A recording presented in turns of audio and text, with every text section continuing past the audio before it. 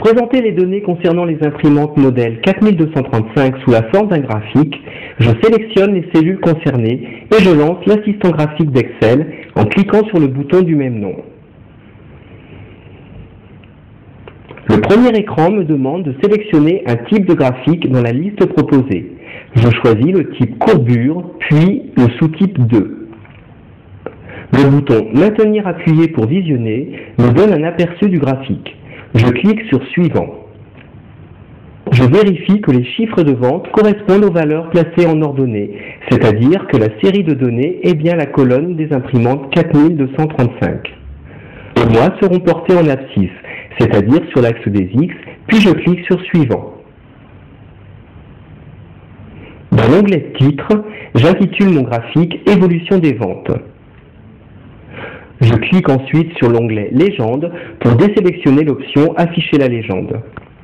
L'étape suivante me demande de préciser si ce graphique doit être inséré dans la feuille de calcul active ou bien dans une nouvelle feuille de calcul. Je choisis la première option, puis je clique sur Fin pour quitter l'assistant et visualiser le graphique que je viens de créer.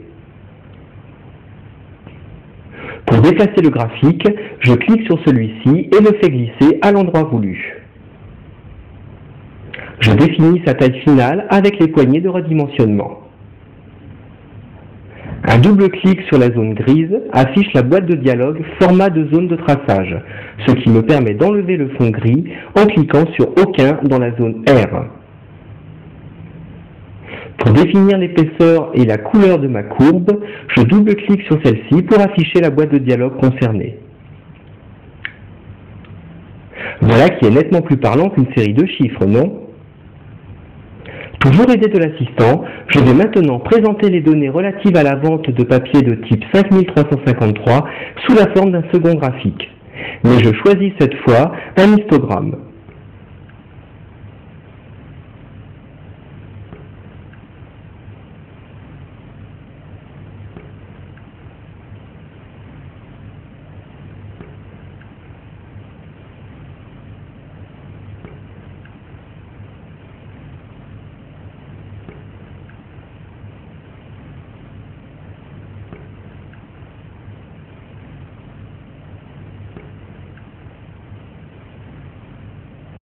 Notez que lorsque je modifie les données de ma feuille de calcul, Excel met à jour automatiquement le graphique correspondant.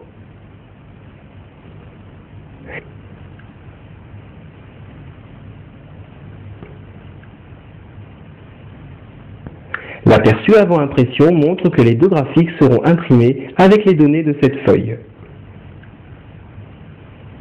Excel offre la possibilité d'imprimer ou non le quadrillage de la feuille de calcul.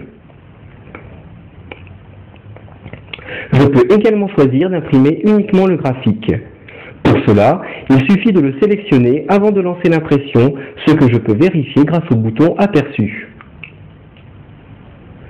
Dans ce cas, remarquez qu'Excel agrandit automatiquement le graphique afin d'occuper tout l'espace disponible. Pour finir, sachez que pour supprimer un graphique, il suffit de le sélectionner et d'activer la commande Supprimer de son menu contextuel. Des graphiques bien pensés augmentent la lisibilité des données et rendent les données numériques plus percutantes. Alors ne vous privez pas des facilités d'Excel en la matière.